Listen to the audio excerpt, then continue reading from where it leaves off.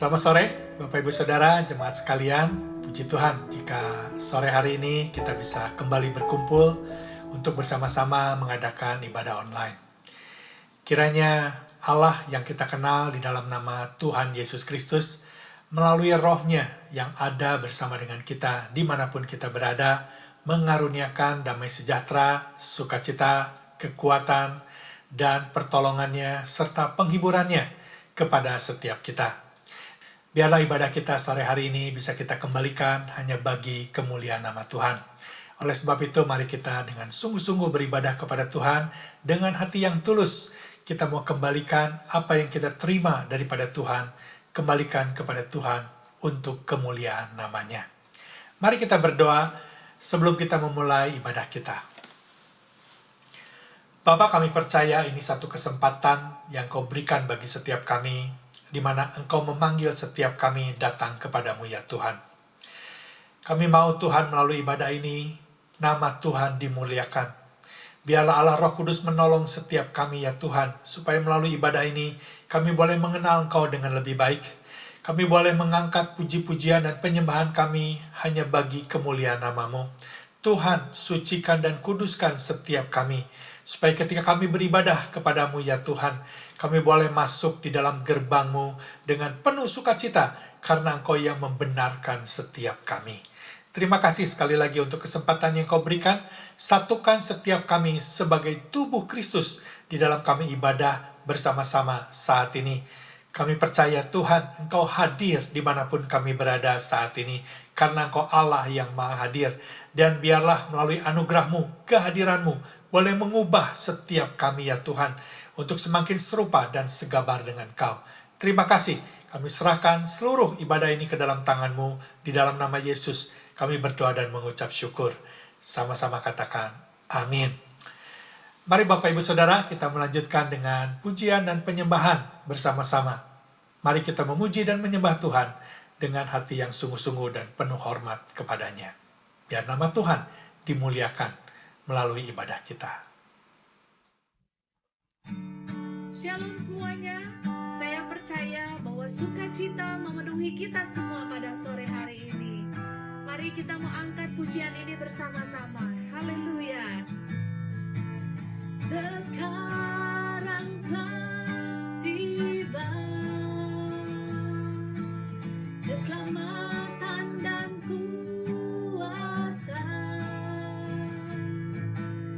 dan pemerintahan Allah kita, kuasanya yang diurapinya, karena telah dilemparkannya para pendakwa kita. Oleh darah anak domba, oleh kesaksian kita, iblis dikalahkan, kuasanya dihancurkan oleh darah anak domba. Mari kita angkat pujian ini dari awal kembali. Sekarang telah tiba keselamatan dan kuasa dan pemerintahan Allah kita, kuasanya yang diurapinya, karena telah dilemparkannya para pendakwa kita.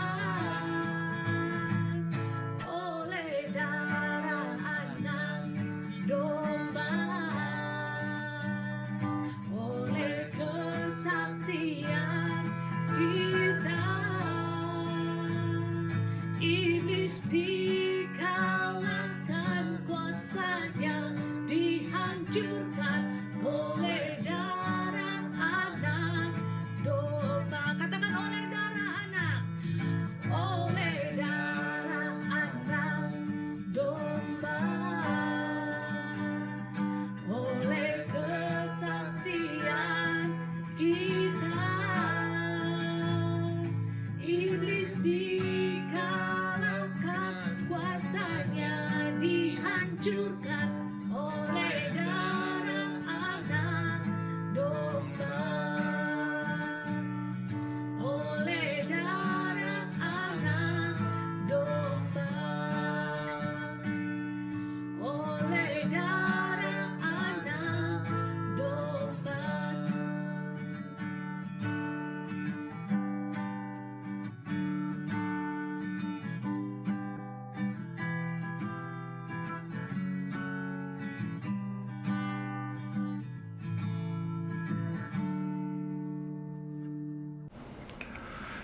Mari kita berdoa.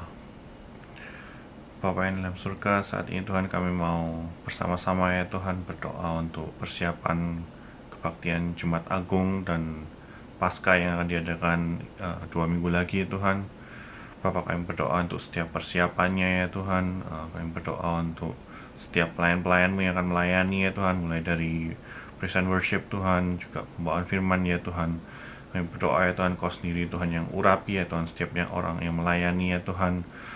Kami berdoa ya Tuhan untuk supaya firman yang akan diberitakan, kebenaran yang akan diberitakan Tuhan yang berasal dari Engkau sendiri Tuhan. Holy Spirit, Kau sendiri Tuhan yang berkata-kata ya Tuhan melalui hamba-hamba-Mu ya Tuhan. Kami berdoa ya Tuhan juga untuk setiap jemaat-Mu ya Tuhan, setiap dari kami ya Tuhan, untuk dapat mempersiapkan diri ya Tuhan, supaya kami dapat merayakan ya Tuhan karya penebusan-Mu di kayu salib itu ya Tuhan, dengan dan kebangkitan-Mu, karya kebangkitan-Mu ya Tuhan, kami dapat sambut ya Tuhan di hari Paskah itu yang akan datang ini ya Tuhan. Mari Tuhan kami undang Tuhan, Kau sendiri yang akan hadir ya Tuhan di setiap ibadah kami ini ya Tuhan. Bapak, kami juga berdoa untuk pelayanan Tante Yani ya Tuhan dan Bethesda. Kami berdoa untuk pelayanan di Nusa Kambangan, juga pelayanan di Senior Home di Malang ya Tuhan. Bapak, kami berdoa ya Tuhan untuk protection ya Tuhan, untuk kesehatan Tuhan, terutama untuk para senior, para pekerja, juga untuk Tante Yani ya Tuhan. Kami berdoa Tuhan, jauhkan dari segala macam sakit penyakit ya Tuhan. Tuhan, kami berdoa ya Tuhan, Kau sendiri yang tahu ya Tuhan apa yang mereka butuhkan. Kami berdoa Tuhan, Kau yang provide ya Tuhan. Kalau saat ini mereka membutuhkan pekerja-pekerja ya Tuhan untuk membantu ya Tuhan, kami berdoa Kau yang kirimkan ya Tuhan, Kau yang provide ya Tuhan. Kirimkan orang-orang yang penuh dengan tanggung jawab, yang penuh dengan komitmen ya Tuhan, untuk dapat bekerja, untuk melayani ya Tuhan di Senior Home ini ya Tuhan. Terima kasih Tuhan. Kami juga mau berdoa untuk Pastor Roy, untuk tim dan Aileen ya Tuhan, untuk apapun yang mereka kerjain ya Tuhan. Untuk Pastor Roy yang melayani online, untuk misionaris di Cina ya Tuhan, juga untuk tim yang doing church planting, dan Aileen ya Tuhan yang menerjemahkan Alkitab ya Tuhan. Kami berdoa ya Tuhan, Kau sendiri Tuhan yang pakai ya Tuhan, apapun yang mereka kerjain ini Tuhan, untuk dapat me-reach out ya Tuhan orang-orang yang lebih banyak lagi ya Tuhan. Berikan terobosan ya Tuhan, open up new ways ya Tuhan, apapun yang mereka kerjain Kau yang berkati ya Tuhan. Berdoa khususnya untuk Pastor Roy ya Tuhan, untuk kesehatan ya Tuhan, terus Tuhan pulihkan supaya untuk kesehatan yang sempurna ya Tuhan bagi Pastor Roy ya Tuhan. Terima kasih ya Tuhan. Tuhan, kami juga mau berdoa ya Tuhan untuk KJRI di Vancouver, untuk Ibu Konsul Tuhan, untuk setiap staffnya juga ya Tuhan. Kami berdoa Tuhan untuk protection Tuhan, jauhkan dari segala macam sakit penyakit, dari mara bahaya ya Tuhan. Kami berdoa untuk hikmat Tuhan, kebijaksanaan ya Tuhan. Yang berdoa supaya pada saat mereka melayani masyarakat Indonesia, terutama di BC ini Tuhan, mereka dapat melayani penuh dengan penuh sukacita, dengan kerendahan hati, dengan kesabaran juga ya Tuhan. Terima kasih ya Tuhan, Kau yang pimpin mereka semua, Kau yang berkati juga ya Tuhan. Terima kasih Tuhan, terima kasih Tuhan. Kami mau serahkan seluruh doa-doa ini hanya di dalam nama Tuhan Yesus Kristus kami berdoa dan mengucap syukur. Amin. Efesus 1 ayat yang ke-7 sampai yang ke-8 berfirman, sebab di dalam Dia dan oleh darahnya kita beroleh penebusan, yaitu pengampunan dosa menurut kekayaan kasih karunia-Mu yang dilimpahkannya kepada kita dalam segala hikmat dan pengetahuan. Terima kasih ya Tuhan, kami sungguh mengucap syukur ya Bapa untuk pengorbanan-Mu di dalam kehidupan kami ya Bapa. Haleluya Yesus. Kemanakah aku dapat pergi, menjauhi Roh-Mu yang suci, Kau sahabat,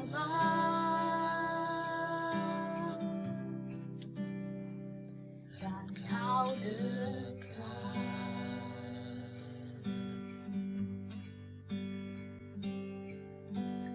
Bahkan seluruh pengabdianku tak bisa membalas kesetiaan-Mu, sungguh mulia.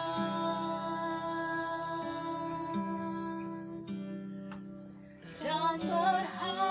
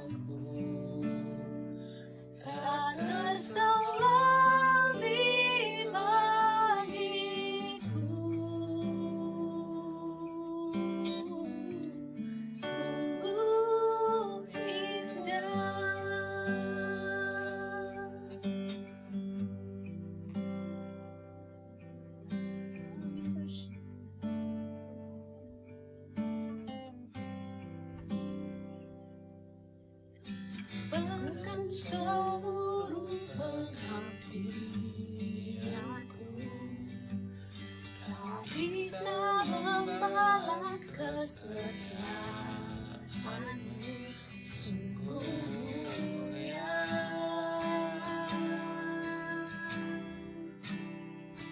dan berharga, sungguh besar pengorbananmu bagiku, terlalu dalam untuk dimengerti. Sungguh besar,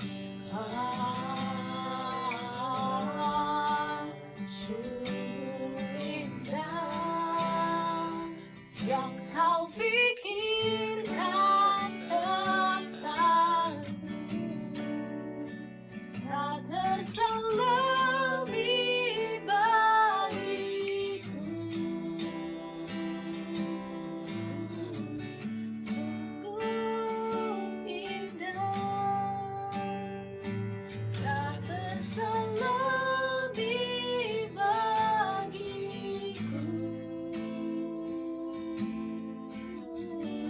Sungguh indah, katakan tak terselubih bagiku. Sungguh indah.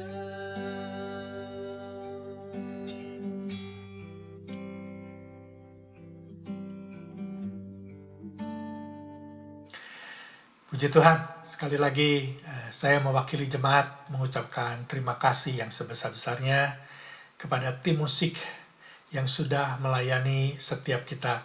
Tanpa terasa, sudah lebih dari 1 tahun, teman-teman sudah bekerja keras, berkorban, meluangkan waktu, dan banyak hal agar ibadah online ini bisa berjalan dengan baik. Saya percaya Tuhan melihat, Tuhan menyertai, dan Tuhan memberkati dan memberikan kekuatan bagi teman-teman semua, sehingga semua yang teman-teman lakukan boleh membawa kemuliaan bagi nama Tuhan. Bapak Ibu Saudara, salah satu gempa terbesar yang pernah terjadi dan memakan jiwa yang tidak sedikit, ya, menurut data yang saya baca kurang lebih ada 50.000 orang meninggal dan melukai lebih dari 130.000 orang, adalah yang terjadi di Armenia pada tanggal 7 Desember tahun 1988 dengan skala Richter yang mendekati 7. Namun Bapak Ibu Saudara, di tengah-tengah peristiwa yang mengenaskan ini ada satu kisah nyata yang sangat mengharukan yang mengisahkan seorang anak kecil yang terselamatkan karena hanya percaya kepada janji ayahnya yang pasti ada terus bersama dia dalam keadaan susah dan duka. Dan bukan saja dirinya yang diselamatkan, tetapi melalui kepercayaan anak ini kepada ayahnya, 13 teman-temannya juga turut diselamatkan. Padahal mereka terkubur di dalam bangunan sekolah selama 18 jam. Kisah ini dimulai ketika gempa itu terjadi secara tiba-tiba dan menghancurkan gedung-gedung dan rumah-rumah di daerah situ. Dan tentu salah satunya adalah gedung sekolah dasar, yang mana ada kelas yang murid-muridnya ketika itu belum sempat keluar untuk menyelamatkan diri. Saat-saat di mana orang-orang panik dan merenung melihat apa yang sedang terjadi, sebagian tentu adalah orang tua daripada murid. Tiba-tiba ada seorang pria yang berlari dan langsung mencari bangunan yang roboh yang dia perkirakan itu adalah tempat di mana anaknya berada. Pria ini terus berusaha mengangkat batu-batu yang ada di sekitar bangunan kelas tersebut. Semua orang tua murid yang sudah pasrah bahwa pasti anak-anaknya tidak terselamatkan, dia melihat pria ini terus dengan giat mengangkat dengan tangannya, memindahkan, berusaha sekuat tenaga mengangkat batu-batu reruntuhan. Dan ketika usaha ini terus dilakukan oleh pria ini, orang-orang tua murid yang ada di situ melihat dan mereka termotivasi untuk turut membantu pria ini. Walaupun di dalam hati mereka mungkin mereka berpikir sepertinya sia-sia. Karena sudah 1 jam, 2 jam, 3 jam sepertinya tidak membuahkan hasil. Tetapi pria ini terus menggali sampai 10 jam, 15 jam. Dan berdasarkan artikel yang saya baca, hingga sampai 18 jam. Pria ini terus sepertinya tanpa lelah, terus berusaha mengangkat batu-batuan untuk bisa menyelamatkan anaknya. Dan di tengah-tengah usaha untuk terus mengangkat batu-batu itu, motivasi yang terus ada di dalam pria ini adalah dia pernah berjanji kepada anaknya, sekalipun ibunya sudah tidak ada, bahwa ayahnya siap untuk ada terus bersama dengan dia dalam keadaan susah maupun dalam keadaan duka. Janji inilah yang terus memotivasi dia untuk tidak henti-hentinya, terus menggali dan berusaha untuk mendapatkan anaknya dalam keadaan hidup atau dalam keadaan mati. Dan dia sesekali terus berteriak, "Armando, Armando," memanggil nama anaknya. Dan tiba-tiba, Bapak Ibu Saudara, setelah 18 jam dia menggali batu-batu reruntuhan itu, dia mendengar suara anaknya, "Papa, Papa." Dilanjutkan dengan beberapa suara dari anak-anak yang lain, "Tolong kami, tolong kami." Ya. Akhirnya dengan kegigihan pria ini, Bapak Ibu Saudara, bukan saja anaknya terselamatkan setelah 18 jam terkubur, tetapi ke-13 teman-temannya juga terselamatkan. Total ada 14 anak yang selamat dari kematian. Dan yang menarik Bapak Ibu Saudara, di tengah-tengah situasi yang penuh dengan sukacita saat itu, Armando berkata kepada teman-temannya dengan keras dan didengar oleh orang tua yang anak-anaknya diselamatkan. Armando dengan setengah berteriak, dia berkata, "Lihat, aku sudah bilang kan bahwa papaku pasti akan datang menyelamatkan kita." Kepercayaan Armando kepada janji papahnya yang membuat dia bisa terus bertahan. Dia percaya bahwa papahnya pasti datang menolong dan menyelamatkannya. Dia percaya bahwa papanya pasti berusaha menepati janji kepada dirinya. Ini yang membuahkan hasil yang tidak sia-sia. Armando diselamatkan. Bahkan saya percaya melalui perkataan Armando selalu bilang kepada teman-temannya, "Tahan, jangan menyerah. Papa saya pasti datang. Papa saya pasti datang. Dia pasti menepati janjinya." Bapak Ibu Saudara, sikap seperti inilah yang seharusnya kita miliki. Kita percaya kepada janji Tuhan bahwa Dia tidak akan pernah meninggalkan kita. Dia selalu menyertai kita. Kalau Bapa yang di dunia, Ayah yang di dunia saja bisa menepati janjinya, apalagi Bapa kita yang ada di sorga. Dia bukan seorang pendusta. Apalagi Bapa kita di sorga yang kasihnya sempurna kepada setiap kita. Kita harus menyadari dan kita harus selalu sadar bahwa kehidupan kita selama di dunia ini tidaklah mudah. Kita akan belajar sebentar lagi Bapak Ibu Saudara. Tapi satu hal yang ingin saya sampaikan terlebih dahulu.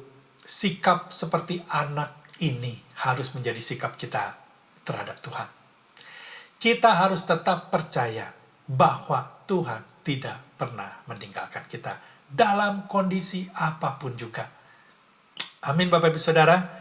Janji yang seperti inilah yang disampaikan oleh Tuhan Yesus Kristus kepada murid-muridnya di saat-saat dia akan meninggalkan murid-muridnya. Mari kita membaca bagian firman Tuhan hari ini yang akan diambil dalam kitab Yohanes pasal yang ke-16 dan khotbah seri Paskah kita yang bertemakan jejak langkah Kristus menuju kemenangan. Dan hari ini kita memasuki bagian yang kelima. Mari kita membacanya bersama-sama dan mari kita membaca dengan penuh iman. Ayat-ayat yang tertera di dalam slide. Bapak Ibu Saudara membaca, kalau mau membaca dengan keluar suara akan jauh lebih baik. Ya, karena setiap kita akan berbahagia ketika kita membaca firman Tuhan dengan penuh iman, merenungkannya, dan berusaha dengan pertolongan Roh Kudus melakukan kebenaran firman Tuhan. Khususnya ketika kita mengikuti jejak langkah Kristus. Mari kita membaca. Hari ini kita mengambil ayat yang ke-16 sampai ayatnya yang ke-22. Yohanes pasal 16 ayat yang ke-16 sampai ayatnya yang ke-22. Mari kita membaca bersama-sama. Ayat yang ke-16, tinggal sesaat saja dan kamu tidak melihat aku lagi, dan tinggal sesaat saja pula dan kamu akan melihat aku. Mendengar itu beberapa dari muridnya berkata seorang kepada yang lain, apakah artinya ia berkata kepada kita, tinggal sesaat saja dan kamu tidak melihat aku, dan tinggal sesaat saja pula dan kamu akan melihat aku, dan aku pergi kepada Bapa. Maka kata mereka, apakah artinya ia berkata tinggal sesaat saja? Kita tidak tahu apa maksudnya. Yesus tahu bahwa mereka hendak menanyakan sesuatu kepadanya, lalu ia berkata kepada mereka, adakah kamu membicarakan seorang dengan yang lain apa yang kau katakan tadi itu? Tadi, yaitu, tinggal sesaat saja dan kamu tidak melihat aku, dan tinggal sesaat saja pula dan kamu akan melihat aku. Ayat yang ke-20, aku berkata kepadamu sesungguhnya kamu akan menangis dan meratap, tetapi dunia akan bergembira. Kamu akan berduka cita, tetapi duka citamu akan berubah menjadi sukacita. Seorang perempuan berduka cita pada saat ia melahirkan, tetapi sesudah ia melahirkan anaknya, ia tidak ingat lagi akan penderitaannya, karena kegembiraan bahwa seorang manusia telah dilahirkan ke dunia. Demikian juga kamu sekarang diliputi duka cita, tetapi aku akan melihat kamu lagi dan hatimu akan bergembira, dan tidak ada seorang pun yang dapat merampas kegembiraanmu itu daripadamu. Mari kita berdoa sekali lagi memohon pertolongan Allah Roh Kudus untuk memberikan pengertian kebenaran firman Tuhan ini, mengajarkan kepada setiap kita dan memotivasi kita untuk menjadi pelaku-pelaku firman Tuhan. Mari kita berdoa. Bapa, kami percaya hanya Allah Roh Kudus yang bisa menolong kami untuk memberikan pengertian yang sama, persis seperti yang Engkau ingin kami mengerti ya Tuhan. Kami berdoa biarlah Engkau yang menolong membuka mata dan telinga rohani kami, untuk kami melihat kebenaran ini, dan kami boleh menerapkan di dalam kehidupan kami masing-masing. Terima kasih Tuhan, kami serahkan kebenaran firman Tuhan ini sepenuhnya ke dalam tangan-Mu. Di dalam nama Yesus kami berdoa dan mengucap syukur. Amin. Perikop ini dimulai dengan perkataan Yesus di ayat yang ke-16, tinggal sesaat saja dan kamu tidak melihat aku lagi, dan tinggal sesaat saja pula dan kamu akan melihat aku. Ini berbicara tentang waktu. Bapak Ibu Saudara, mendengar perkataan Yesus ini, murid-muridnya kebingungan. Dia nggak ngerti. Ya, dalam 2 atau 3 hari akhir belakangan ini, dia mendengar ada banyak perkataan Yesus yang sulit untuk dia mengerti. Dan salah satunya adalah perkataan Yesus berbicara tentang sesaat lagi. Ayat yang ke-17 memberitahu kita kebingungan murid ini. Mendengar itu beberapa dari muridnya berkata seorang kepada yang lain, apakah artinya ia berkata kepada kita, tinggal sesaat saja dan kamu tidak melihat aku, dan tinggal sesaat saja pula dan kamu akan melihat aku, dan aku pergi kepada Bapa. Ayat yang ke-18 maka kata mereka, apakah artinya ia berkata tinggal sesaat saja? Kita tidak tahu apa maksudnya. Terlihat sekali Bapak Ibu Saudara bahwa mereka sangat bingung. Sebab sebelumnya Yesus berkata, Yesus akan pergi, dan kemana Yesus pergi, murid-muridnya tidak bisa menjumpainya. Tetapi sekarang berkata, hanya sesaat saja. Yesus akan kembali berjumpa dengan dia. Ya, apa yang dimaksud dengan kata sesaat saja? Dan Yesus tahu bahwa murid-muridnya bertanya-tanya tentang apa yang dia katakan. Jadi Bapak Ibu Saudara, jangan pernah khawatir. Kalau kita bingung, kita nggak ngerti, bukan berarti Tuhan tidak tahu. Tuhan tahu. Kalau kita kembali bertanya kepada Dia dengan sungguh-sungguh, dengan penuh pengharapan, Tuhan akan memberikan pengertian kepada kita. Dia Maha tahu. Ya. Ayat yang ke-19 menyatakan kebenaran itu. Yesus tahu bahwa mereka hendak menanyakan sesuatu kepadanya. Lalu ia berkata kepada mereka, adakah kamu membicarakan seorang dengan yang lain apa yang kukatakan tadi, yaitu tinggal sesaat saja dan kamu tidak melihat aku, dan tinggal sesaat saja pula dan kamu akan melihat aku. Telak. Apa yang menjadi kebingungan murid-muridnya, Yesus tahu dengan persis. Bahkan setiap kata-katanya, Yesus tahu apa yang ada di dalam pikiran, apa yang sedang murid-muridnya bicarakan. Ayat yang ke-20, aku berkata kepadamu, sesungguhnya kamu akan menangis dan meratap. Tetapi dunia akan bergembira. Kamu akan berduka cita, tetapi duka citamu akan berubah menjadi sukacita. Bapak Ibu Saudara, apa yang dimaksud dengan sesaat saja? Ya, berdasarkan beberapa literatur yang saya baca, ya, penafsiran ini berdasarkan tentang kematian dan kebangkitan Yesus. Ya. Sesaat lagi kalian akan melihat saya mati, dan itu artinya kalian tentu akan berduka cita karena aku akan meninggalkan kau.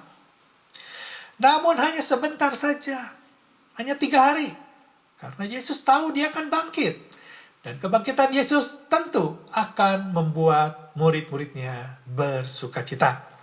Dengan kata lain, Yesus ingin berkata kepada murid-muridnya, kalian akan kembali bertemu dengan aku dalam 3 hari. Akan melihat aku lagi selama 40 hari sebelum aku meninggalkan dunia ini untuk tinggal di sorga mempersiapkan tempat bagimu. Itu yang kita sudah bahas minggu yang lalu. Artinya sesaat lagi di sini jelas Bapak Ibu Saudara bahwa Yesus akan mati sebentar lagi, hanya beberapa jam lagi. Yesus akan ditangkap, Yesus akan diadili, Yesus akan disalibkan dan dibunuh di atas kayu salib. Tentu ini membuat mereka semua berduka cita. Orang yang mereka kasihi, orang yang mereka di mana mereka bisa bergantung sepenuhnya, menaruh pengharapan, tiba-tiba ditangkap, disiksa, bahkan mati di atas kayu salib, mereka akan terpisah di dunia ini. Tentu ini merupakan satu duka cita. Tetapi Yesus berjanji bahwa sebentar lagi, hanya sesaat saja, engkau akan kembali bersuka cita, karena aku akan bangkit. Aku akan mengalahkan maut, dan aku akan menjumpai engkau di Galilea. Aku akan makan bersama dengan engkau.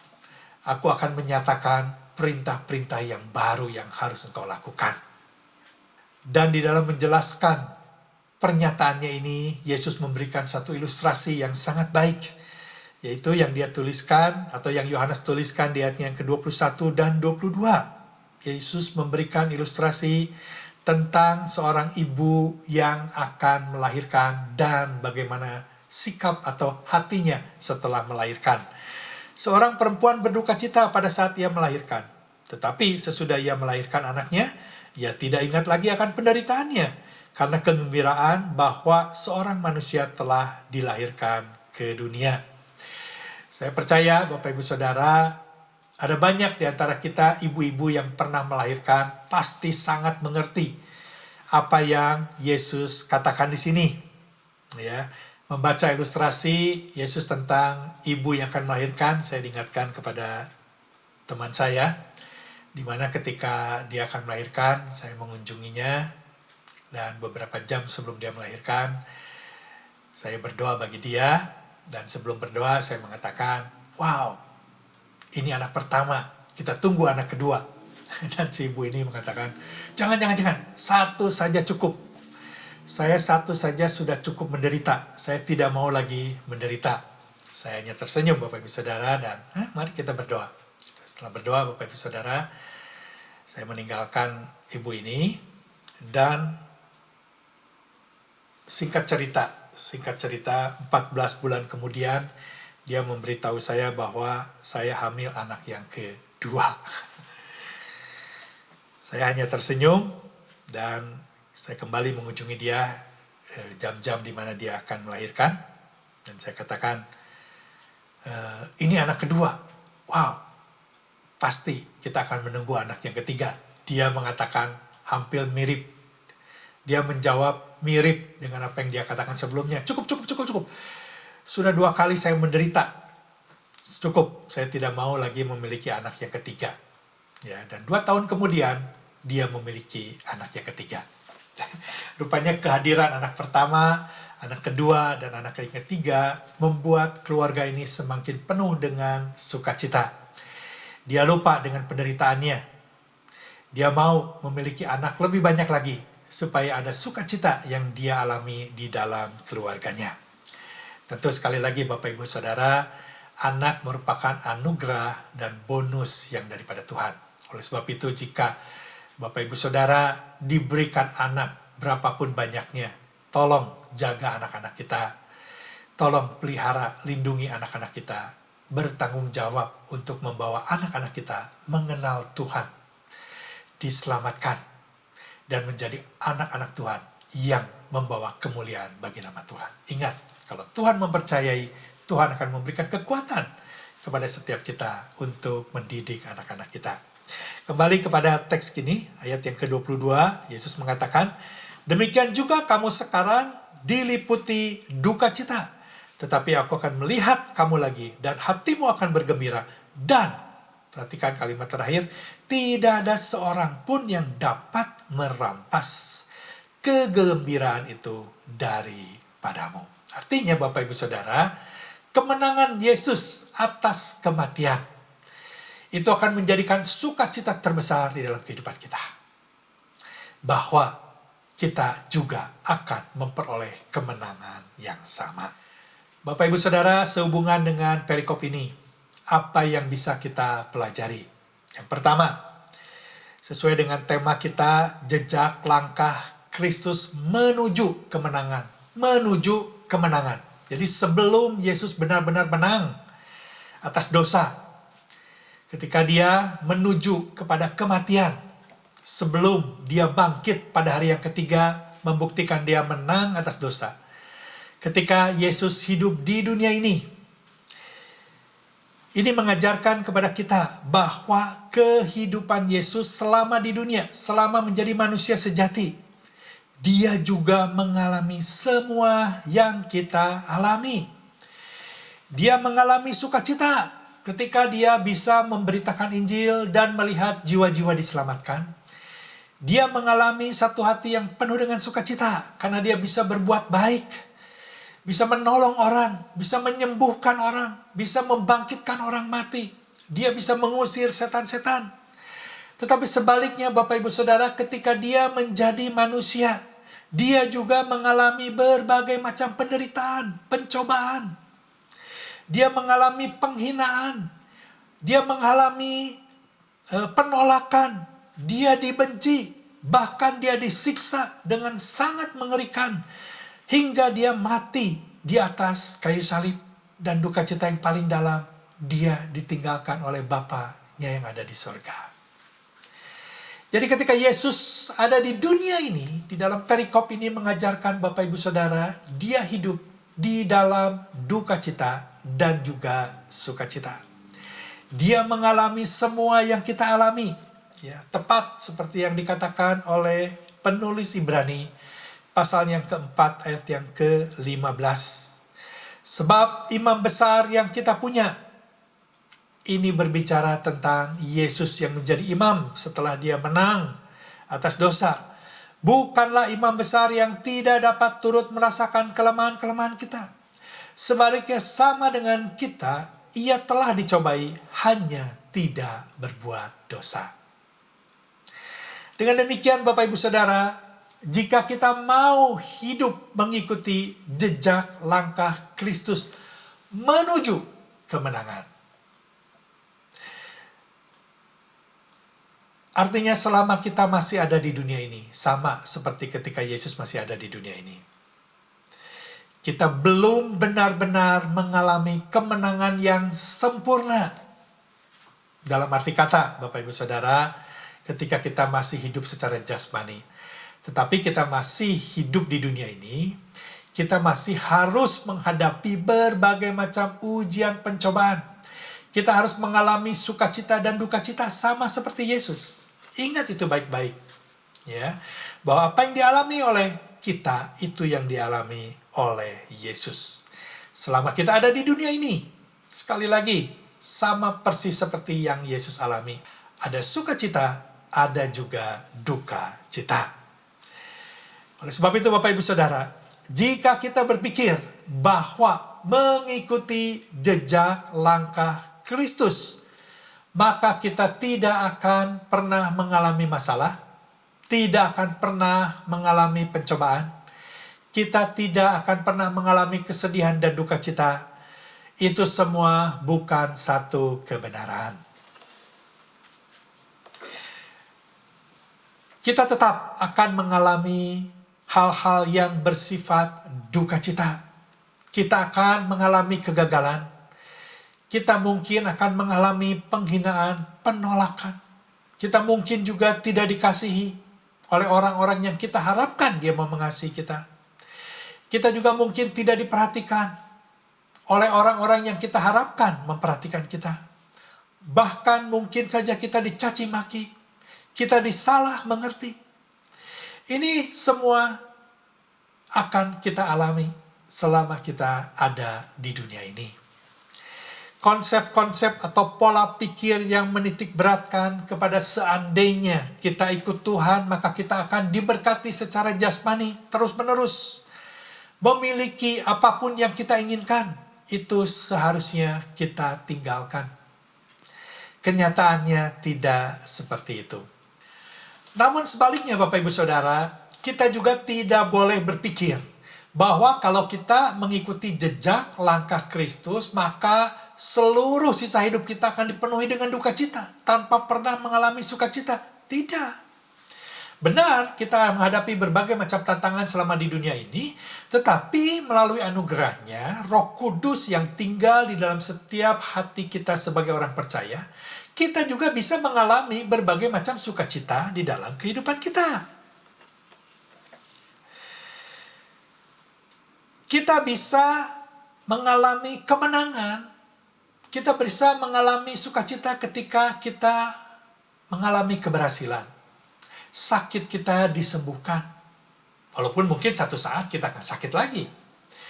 Kita dikasihi oleh orang-orang yang kita harapkan mengasihi kita. Itu suatu sukacita yang besar. Kita mengalami Allah.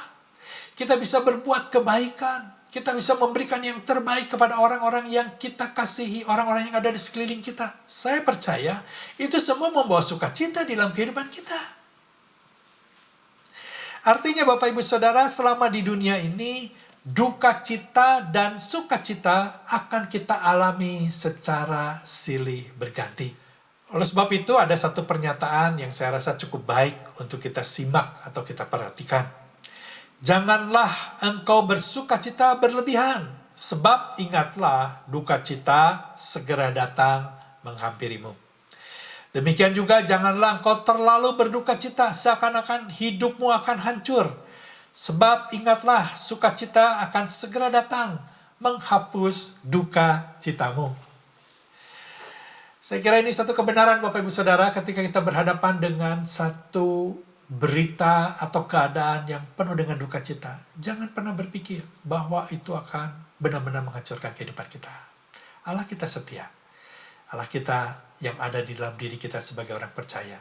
Dia akan memberikan penghiburan, sukacita, dan damai sejahteranya. Dan sebaliknya Bapak Ibu Saudara, ketika kita merasa satu kemenangan-kemenangan yang luar biasa, justru pada saat itulah kita harus berhati-hati. Karena ada kemungkinan duka cita menyusul. Setelah kita memahami kebenaran atau poin ini Bapak Ibu Saudara, maka hendaklah kita tidak terlalu mudah berduka cita saat mengalami penderitaan hidup ini. Dan juga kita tidak perlu terlalu bersuka cita. Namun sewajarnya. Dengan demikian di poin yang pertama ini, sekali lagi kita diingatkan Bapak Ibu Saudara bahwa selama kita hidup di dunia ini, selama roh kita berkemah di dalam tubuh jasmani kita, sukacita dan duka cita akan menghampiri kita secara terus-menerus dan silih berganti. Saya percaya, kita sudah mengalami itu semua. Kita tidak bisa memungkiri itu Bapak Ibu Saudara, bahwa ada saat-saat di mana kita bersuka cita, ada saat-saat di mana kita berduka cita. Tepat seperti ilustrasi yang Yesus sampaikan tadi. Ya. Dan poin kedua yang akan kita pelajari sore hari ini, pada saat ini, yaitu ayatnya ke-19, 20. Mari kita membaca sekali lagi. Yesus tahu bahwa mereka hendak menanyakan sesuatu kepadanya. Lalu ia berkata kepada mereka, adakah kamu membicarakan seorang dengan yang lain apa yang kukatakan tadi? Yaitu, tinggal sesaat saja dan kamu tidak melihat aku, dan tinggal sesaat saja pula dan kamu akan melihat aku. Aku berkata kepadamu, sesungguhnya kamu akan menangis dan meratap. Tetapi dunia akan bergembira, kamu akan berduka cita. Tetapi duka citamu akan berubah menjadi sukacita. Apakah poin kedua, Bapak Ibu Saudara, yang kita bisa simak atau kita bisa pelajari dari perikop ini? Berbicara tentang kita harus percaya kepada janji Tuhan. Sama persis dengan Armando yang percaya tetap memegang teguh apa yang ayahnya janjikan kepadanya. Kita harus memiliki iman yang sama kepada Tuhan Yesus Kristus. Ya, jika kita kembali kepada yang sudah saya katakan sebelumnya, bahwa teks ini berbicara tentang kematian dan kebangkitan Yesus. Kata sesaat saja berbicara tentang kematian dan kebangkitan Yesus. Maka, Bapak Ibu Saudara, saat ini, kalau kita kembali melihat konteks itu dan relevansinya dengan kehidupan kita saat ini, apa yang dikatakan Yesus, apa yang dijanjikan Yesus kepada murid-muridnya, semua sudah digenapi. Yesus segera dihianati, ditangkap, diadili, disiksa, dijatuhi hukuman mati, disalibkan. Ini merupakan kabar duka cita yang Yesus sampaikan.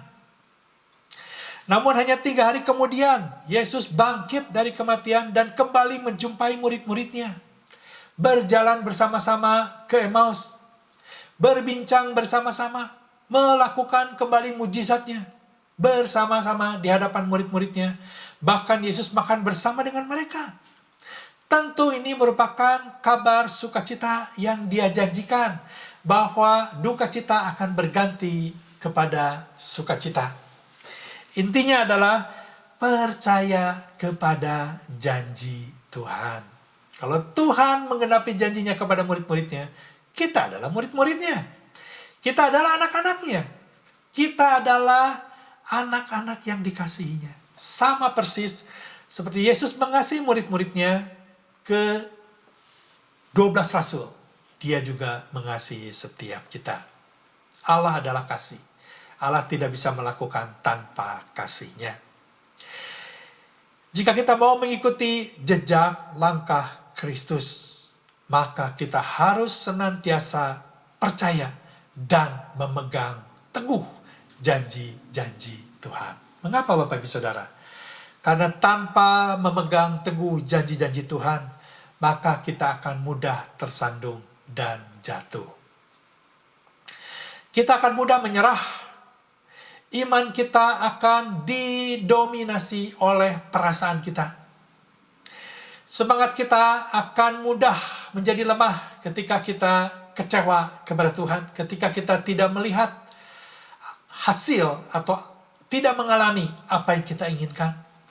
Tetapi bisa tiba-tiba iman kita bertumbuh dan sangat pesat, sangat bersemangat ketika apa yang kita harapkan sesuai dengan yang kita inginkan. Bapak Ibu Saudara, mengikuti jejak langkah Kristus tidak boleh diukur dengan perasaan kita, tetapi dengan komitmen dan konsistensi di dalam kita mengikuti Tuhan. Di dalam kita percaya kepada Dia, tetap memegang janji Tuhan, bahwa apa yang Tuhan janjikan pasti akan digenapi. Ya, dan dalam hal ini, kalau kita kembali kepada teks ini berbicara bahwa kita satu saat, Bapak Ibu Saudara, kita akan mengalami kemenangan yang sempurna. Ketika kita meninggalkan dunia ini, Tuhan bukan saja menyediakan tempat bagi kita di sorga, kita sudah membahas itu, kita tidak perlu gelisah dan takut, karena Tuhan sudah menyediakan tempat bagi kita di sorga. Tetapi ketika Yesus datang kedua kalinya, kita bukan saja hanya memiliki roh, tetapi kita diberikan tubuh yang baru, tubuh yang sempurna. Tidak ada lagi sakit penyakit yang menerpa kita. Tidak ada lagi kesulitan, kesusahan. Yang ada hanyalah sukacita hidup bersama dengan Tuhan. Hati kita penuh dengan pengucapan syukur. Dan kita akan terus-menerus memuji dan menyembah Tuhan yang berkuasa, yang menjadi Raja di atas segala Raja. Tuhan di atas segala Tuhan. Roma pasal yang ke-15 ayat yang ke-13 mengatakan, semoga Allah sumber pengharapan memenuhi kamu dengan segala sukacita dan damai sejahtera dalam iman kamu, supaya oleh kekuatan Roh Kudus kamu berlimpah-limpah dalam pengharapan. Inilah Bapak Ibu Saudara, poin yang ketiga yang kita bisa pelajari di dalam perikop ini. Khususnya kalau kita membaca seluruh pasal yang ke-16 ini. Poin terakhir ini berbicara tentang bagaimana Yesus ketika dia akan meninggalkan murid-muridnya, Yesus tidak meninggalkan murid-muridnya sepenuhnya. Inilah poin yang ketiga, Bapak Ibu Saudara, yang kita mau pelajari di dalam perikop ini. Khususnya kalau kita membaca pasal yang ke-14, pasal yang ke-15, pasal yang ke-16, berbicara tentang konteksnya di dalam perjalanan murid-muridnya yang penuh duka cita. Yesus menjanjikan bahwa dia akan mengirim rohnya untuk menyertai murid-muridnya setiap saat. Dan ini digenapi Bapak Ibu Saudara, ketika 10 hari setelah Yesus naik ke surga, dia mengirimkan rohnya sesuai dengan dia janjikan. Sesuai dengan apa yang dia janjikan kepada murid-muridnya. Roh Kudus itu tinggal di dalam hati para murid, bukan saja ke 11 rasul, tetapi juga kepada Matias, rasul yang menggantikan Yudas, dan kepada semua orang percaya yang menerima Yesus sebagai Tuhan dan Juru Selamat. Roh Kudus tinggal bersama dengan mereka. Janji Yesus yang disampaikan di dalam pasal 16 ayat yang ke-6 dan yang ke-7. Tetapi karena aku mengatakan hal itu kepadamu, sebab itu hatimu berduka cita. Namun benar yang kukatakan ini kepadamu adalah lebih berguna bagi kamu jika aku pergi. Sebab jikalau aku tidak pergi, penghibur itu tidak akan datang kepadamu. Parakletos, Allah Roh Kudus, Roh Yesus sendiri akan datang. Tetapi jikalau aku pergi, aku akan mengutus dia kepadamu. Amin Bapak Ibu Saudara. Dan itu sudah digenapi di hari Pentakosta. 10 hari setelah Yesus naik ke surga. Dan sejak itu gereja berdiri sampai saat ini. Dan Yesus adalah Allah Tuhan yang tidak pernah berubah. Dia tidak pernah berdusta. Kalau Allah Roh Kudus menyertai kebangunan gereja, dia akan juga menyertai setiap kita sampai saat ini dan sampai selama-lamanya. Sebagai tubuh Kristus, kita harus memegang janji ini. Kita harus percaya bahwa Allah Roh Kudus tinggal di dalam setiap hati kita yang percaya kepadanya. Murid-murid Yesus ketika disertai oleh Roh Kudus, dia melakukan sama persis seperti yang Yesus janjikan. Dia memberitakan kerajaan Allah bukan saja di Yerusalem, tetapi ke Yudea, ke Samaria, bahkan sampai keluar dari Yerusalem, sampai ke Asia Kecil, sampai ke Eropa, hingga ke India, ke banyak tempat di dunia. Melalui penyertaan Allah Roh Kudus, Yesus membuktikan bahwa apa yang dia janjikan, dia genapi. Ketika Yesus berjanji bahwa ketika aku naik ke surga, ketika Roh Kudus turun kepada kamu, kamu akan melakukan hal-hal yang lebih besar daripada apa yang aku pernah lakukan. Tentu ini berbicara tentang keberadaan Yesus ketika di dunia ini, Bapak Ibu Saudara. Kalau Yesus selama di dunia saja, dia hanya bisa memberitakan kerajaan Allah kepada orang-orang yang ada di sekelilingnya saja. Tetapi ketika dia naik ke surga dan mengutus rohnya, Murid-murid Yesus tersebar ke berbagai penjuru dunia untuk memberitakan kerajaan Allah, untuk melakukan mujizat-mujizat. Artinya murid-murid Yesus melakukan selama di dunia ini, dia jauh lebih besar daripada apa yang Yesus sedang kerjakan di dunia ini. Murid-murid Yesus memberitakan Injil dan menangkap jiwa-jiwa banyak di seluruh pelosok negeri. Bayangkan Bapak Ibu Saudara, kalau Yesus tidak pergi, seberapa banyak jiwa yang Yesus bisa capai?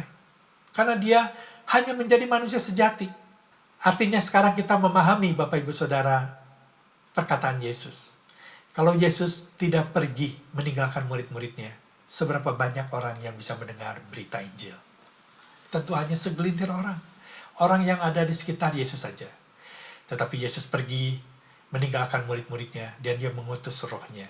Saudara, kalau Bapak Ibu Saudara saat ini bisa menjadi orang percaya, karena Yesus naik ke surga dan mengutus rohnya, memenuhi setiap hati orang percaya, sehingga Injil terus-menerus diberitakan. Sampai satu saat, berita ini sampai memenuhi seluruh bumi, dan Yesus datang kedua kalinya. Puji Tuhan, karena kita memiliki Tuhan yang bukan saja mengalami penderitaan yang kita alami. Puji Tuhan, kita memiliki Tuhan yang bukan saja mengalami duka cita dan sukacita selama di dunia, tetapi dia menebus dosa-dosa setiap kita yang percaya, dan dia bangkit pada hari yang ketiga. Bangkit di dalam kemenangan. Sehingga setiap kita Bapak Ibu Saudara sebagai orang percaya, kita bisa mengalami Yesus, mengalami Allah ketika kita menghadapi sukacita dan duka cita. Dan dia akan menuntun kita untuk memperoleh kemenangan secara sempurna ketika dia datang kembali untuk yang kedua kalinya. Mengikuti jejak langkah Kristus, satu keputusan yang paling tepat, yang paling benar. Karena itu yang Tuhan inginkan. Karena untuk itulah Yesus mati dan bangkit. Amin Bapak Ibu Saudara. Mari kita berdoa. Bapa, terima kasih untuk kebenaran firman Tuhan yang menguatkan setiap kami.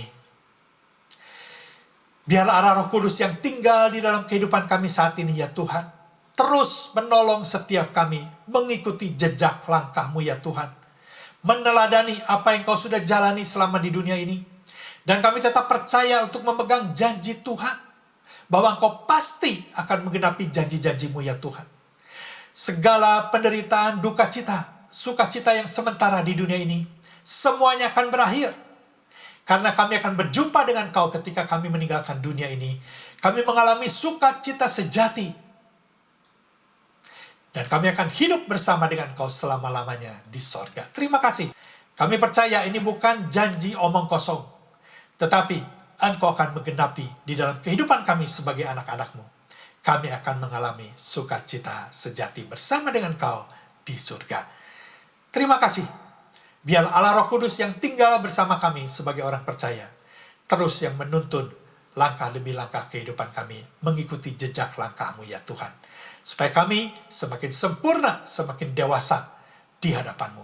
Kehidupan kami boleh membawa arti, membawa gambaran Kristus di dalam dunia yang sudah gelap ini ya Tuhan. Kehidupan kami yang di dalam menghadapi sukacita dan duka cita ini, kami tetap boleh menyaksikan Kristus kepada dunia. Kami boleh menjadi garam dan terang dunia. Kami percaya Allah Roh Kudus menolong setiap kami. Terima kasih. Di dalam nama Yesus kami berdoa dan mengucap syukur. Sama-sama katakan amin. Bapak Ibu Saudara, mengingatkan sekali lagi Bapak Ibu Saudara, renungan dan doa malam setiap hari Kamis akan terus dilanjutkan hari Kamis mendatang jam 8.30. Kita masih tetap membahas Nehemia pasalnya yang ketiga, bagian yang ketiga. Amin Bapak Ibu Saudara.